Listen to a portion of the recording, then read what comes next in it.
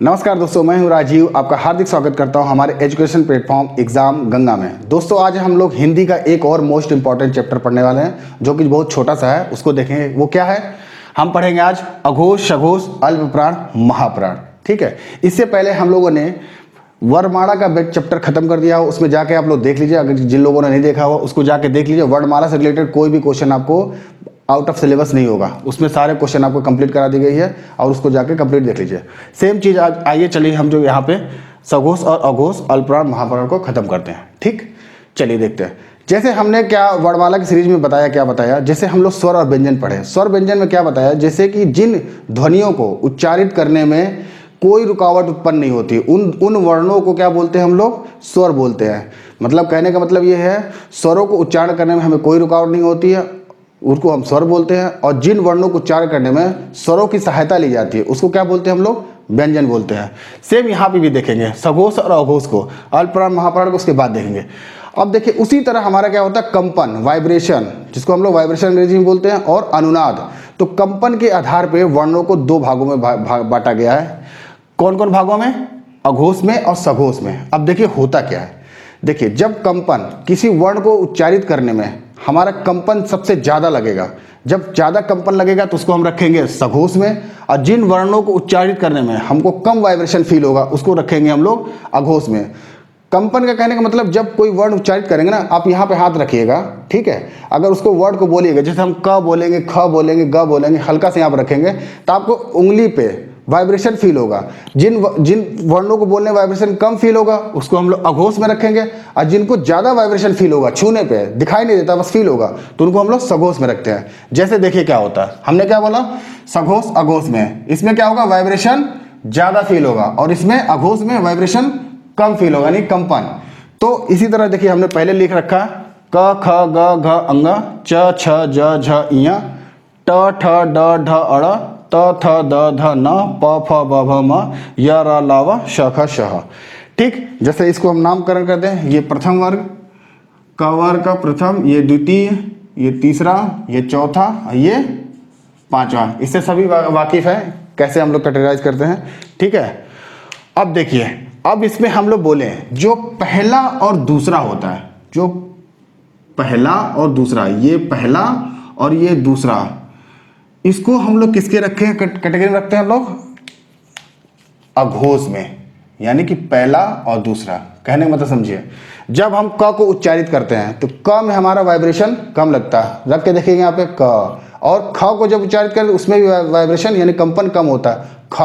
तो इसको हम लोग रखते हैं अघोष में। लेकिन बाकी देखिए, तीसरा, चौथा, पांचवा, ग घ अंग, तो इसको जब उच्चारित करेंगे ना, इसमें आपको उंगली में वाइब्रेशन ज़्यादा फील होगा। इसीलिए हम लोग तीसरा और चौथा, पांचवा किसकी कैटेगरी में रखते हैं? हम लोग सघोष में, यानी कि तीसरा, चौथा और पांचवा, यानी कि ग ज ड द ब र, सॉरी यहाँ इसको देखिए, इसको थोड़ा अलग रखिएगा, यहाँ तक समझिएगा, बस यहाँ तक की बात कर रहा हूँ अभी फिलहाल।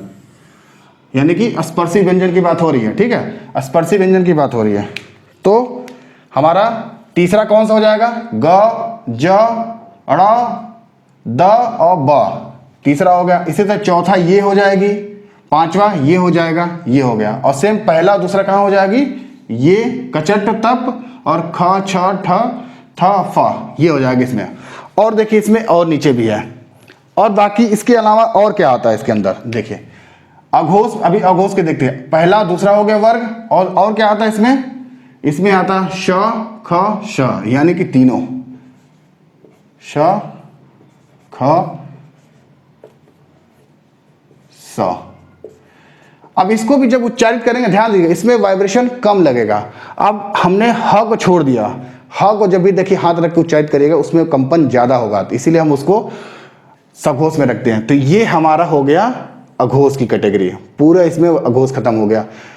अब देखते हैं सघोष में बचा क्या। अब देखिए इसमें और क्या बचा? तीसरा, चौथा, पांचवा, और क्या बचा हमारा? देखिए य र ल और व। एक जो हमने ह छोड़ दिया था यहाँ का, वो हम लोग इसमें लगा देते हैं, ठीक है, आई थिंक ये चीज हमारी बातें जो हम समझा रहे हैं इस चीज को समझ चुके होंगे। जब क्वेश्चन कैसे आएगा, जैसे पूछ देगा छ सघोष है कि अघोष है कि क्या है, आपको ऑप्शन में दे देगा, तो आप कैसे, आप सीधे समझ जाएंगे कि ये हमारा दूसरे वर्ग में आता है और ये दूसरा हमारा क्या होता है, अघोष में आता है। तो यानी हमारा जो छ होगा वो ऑप्शन सीधे लगाएंगे किसका, अघोष का। या डायरेक्टली इन तीनों में से कोई पूछेगा किसका है तो लगा सकते हैं। फंसाएगा आपका कहाँ, इसमें फंसाएगा इसको, तो इसको ध्यान दीजिएगा, ये सघोष में आता है। ठीक है, आई थिंक ये बातें आपको समझ में आ गई होंगे। चलिए इसमें थोड़ी सी चीजें और समझाता हूं मैं आपको। जैसे इतनी चीजें समझने के बाद आपको और क्या होता है, जैसे हम स्वर की बात करते हैं। अब स्वर देखिए, स्वर भी जैसे इसमें व्यंजन हो गया और सघोष में ना, ध्यान दीजिएगा, हमारे स्वर में सघोष में सभी स्वर भी आ जाते हैं, ध्यान दीजिएगा। ठीक है, अब स्वरों को उच्चारित करके देखिएगा, हम ज्यादा मुंह खोल के बोलते हैं अ आ ई, इसमें जो होता है ना कंपन आपको बहुत ज्यादा होता है, इसलिए इसको स्वर इसी में सघोष में रखे जाते हैं। और एक चीज और देखिएगा, ध्यान दीजिए, एक होता है उच्छिप, पढ़ा होगा आपने, दिगुड़ हमने बता चुका है, उच्छिप व्यंजन और उसी को हम लोग दिगुड़ भी बोलते हैं। वो किस कैटेगरी में आता है, जैसे एक ये होता है हमारा ड और ढ, ठीक, इसको बोलते हैं हम लोग उच्छित व्यंजन। अब ये किस में आएगा, देखिए अगर नॉर्मली हम लोग को ड जो आता है हम लोग को तीसरा वर्ग में आता है, और तीसरा किस में आता है, हमारा सघोष में आता है। सेम याद करने के लिए बता रहा हूं, सेम देखिए, इससे अगर नहीं समझ में आता, सेम इससे मिलता जुलता हमारा ये है, तो ये हमारा किस में आ जाएगा, सघोष में। इसको भी ऐड कर सकते हैं, उच्छित व्यंजन का ये वाला सघोष में। बट ये ध्यान दीजिए, ये क्या है ढ, ये क्या है हमारा उच्छित व्यंजन का, लेकिन ये देखिए चौथे कैटेगरी में आता है, इससे मिलता जुलता ये है, तो आप इसको भी देखिए चौथा हमारा इसी में आता है, तो इसको भी इसी में इंक्लूड कर दिया, यानी उच्छित व्यंजन हमारा किस में आ जाएगा, सघोष में। आई थिंक मेरी बातें आपको सारी चीजें समझ में आ गई होंगी कि कंपन के आधार पर हम वर्डों को कैसे कैसे कैटेगराइज करते हैं, किसको हम किस में रखते हैं, और आप चीजों को समझ गए हो। अब आइए देखते हैं हम लोग अल्प प्राण और महाप्राण। ठीक है, इसको हम तब तक यहां पर समझाते हैं आपको। देखिए अब इसको देखिए, हम लोग क्या समझते हैं, हम अल्प प्राण और महाप्राण को देखते हैं। जैसे हम लोग कंपन के आधार पर डिवाइड किया था, सेम इसी तरह वर्णों को हम लोग वायु दाब, वायु के आधार पर भी प्राण वायु, जिसको हम लोग ध्वनि में जो निकलने वाली वायु होती है ना, उसके आधार पे हम लोग वर्गीकृत किया गया है वर्णों को, जिसको रखा गया किसमें, हम लोगों ने अल्प प्राण और महाप्राण। अब इसमें समझते हैं अलग अलग। देखिए अल्प प्राण क्या होते हैं, महाप्राण क्या होते हैं। जिन वर्णों को उच्चारित करने में हमारा वायु सबसे कम निकलता है, ठीक है, उसको हम लोग किस में रखते हैं, हम लोग अल्प प्राण में।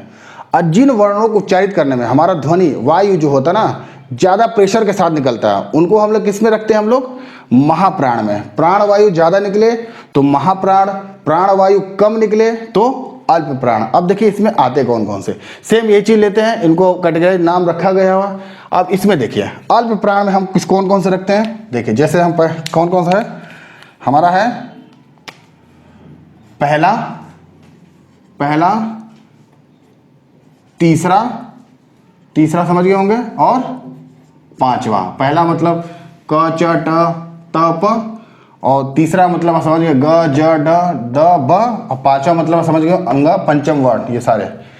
और क्या आता है इसमें, देखिए और इसमें आता है अंतस्थ व्यंजन भी आ जाती है। कौन सा, य र ल और व भी आ जाता है, यानी हमारा पहला वर्ग, तीसरा वर्ग, पांचवा वर्ग, और य र ल व भी आता है। ठीक है, अल्प प्राण में। अब इसको देखिएगा, जब भी बोलिएगा ना, जब भी क बोलेंगे, क आराम से क निकल जाता है, इसमें ज्यादा वायु और ज्यादा प्रेशर लगाने की आपको जरूरत ही नहीं पड़ती है, आराम से क। लेकिन अब वही ख बोल के देखिए, ख एक बार बोलेंगे फिर आकर वायु दाब ज्यादा बनता है, फिर ख निकलता मुंह से, ख। अब क निकले क, ख बोलना ख। इसी तरह से चीज़ों आप प्रैक्टिस करके देखिएगा, आपको देखिए याद करने की जरूरत नहीं है। कभी कभी कोई चीज़ कंफ्यूज करेगी, एक तो मैं याद करा ही रहा हूँ, समझा ही रहा हूँ आपको, लेकिन कभी बीच में कंफ्यूज हो तो आप प्रैक्टिस करने के लिए आप अपना प्रेशर देके आप समझने के लिए उस चीज़ को ट्राई कर सकते हैं। देखिएगा आपको सब कुछ समझ में आएगा क्लियरली। और सेम वही चीज़ हम लोग इसमें क्या रखते हैं, महाप्राण में। देखिए बच कौन सा गया, दूसरा और चौथा वर्ग, दूसरा और चौथा वर्ग, ठीक है, ख और घ वाला। और देखिए क्या आता है इसमें, देखिए हमारा जैसे अघोष में आया था श ख श, इसमें एक चीज ह नहीं आई थी, बट इसमें ह भी पूरा हमारा उष्म व्यंजन भी आ जाता है इसमें। अल्प प्राण में कौन कौन सा आता है? पहला, तीसरा, पांचवा, प्रथम, तृतीय, पंचम, और क्या आ जाएगा हमारा अंतस्थ व्यंजन पूरा आ जाएगा। ठीक है। अब महाप्राण में क्या आएगा? दूसरा, चौथा आएगा वर्ग, और क्या आंसर आएगा? उष्म व्यंजन पूरा आ जाएगा। आई थिंक ये हमारी बातें आपको क्लियरली समझ में कहना क्या चाह रहा हूं। ठीक है। अब देखिए कुछ चीजें और समझ लीजिए इसमें, और मैं क्या कह रहा हूं। ठीक। अब देखिए इसमें एक चीज और देख लेते हैं हम लोग, जैसे उसमें हम लोग उच्छिष्ट व्यंजन देखे थे, इसमें भी हम लोग उच्छिष्ट व्यंजन को खत्म कर देते हैं। अब देखिए सेम चीज चलना है इसमें, आपको ज्यादा ट्रिक नहीं लगा, उच्छिष्ट व्यंजन आपको पता होता है, अब आपको थोड़ा सा ट्रिक लगाएंगे और उसको याद कर लेंगे। जैसे इसमें हमने ट्रिक लगाया कि ड ढ इससे मिलता जुलता था, और सेम उसी कैटेगरी में हमारे वर्ग में आता भी था, तो उसी को हमने सीधे उसमें डाल दिया। सेम इसको भी देखें किस कैटेगरी आता है, उससे उसका मिलता हुआ पड़ोसी, और उसको उठा के सीधे उसी में डाल देंगे। ठीक है। अब देखिए जैसे अब ये ड आया उच्छिष्ट व्यंजन, अब देखिए यहाँ पे नॉर्मल हम लोग जो डबलते हैं, जैसे इसको हम लोग ये वाले को, ये किस में आता है? तीसरे में आता है। और तीसरा देखिए इसमें कहाँ आता है? अल्प प्राण में। सीधी सी बात है, तो इसका पड़ोसी को भी बैठा देंगे हम लोग अल्प प्राण में। मेरी बातें समझ में आ रही होंगी, याद कराने के लिए बता रहे हैं आपको, ये ना कि आप उसको कुछ भी करिए। अब दूसरा देखिए, दूसरा वाला बच्चा हो जो ढ, अब देखिए इसका पड़ोसी किस में है? चौथा वर्ग में, और चौथा कहाँ आता है हमारा? महाप्राण में, तो इसके पड़ोसी को बैठा दिए महाप्राण में। सो सिंपल, एकदम आसानी से इसको याद कर लीजिएगा। ठीक है। अब इस चीज को आप ध्यान दीजिएगा, इससे रिलेटेड आपको वर्ण देगा और उसका उच्चारण स्थान पूछ लेगा, किस कैटेगरी में आती है, उसको चीज को ध्यान दीजिएगा। सब चीजें हमने खत्म कर दिया। ठीक है। अब इस चीज को हम लोग अब नेक्स्ट वीडियो में हम लोग देखेंगे, नेक्स्ट चैप्टर को। ठीक है। और एक चीज लास्ट में आपसे बोलना चाहूंगा, अगर हमारा पढ़ाया हुआ कंटेंट आपको अच्छा लगता है तो हमारे वीडियो को लाइक करिए, हमारे चैनल को सब्सक्राइब करिए, मोटिवेट करिए कि इससे भी और भी अच्छी अच्छी वीडियो हम आपको देते रहें, जो एग्जाम को आपको क्रैक कराने में अच्छे से हेल्पफुल मिले। ठीक है। तो मिलते हैं नेक्स्ट वीडियो में। Thank you.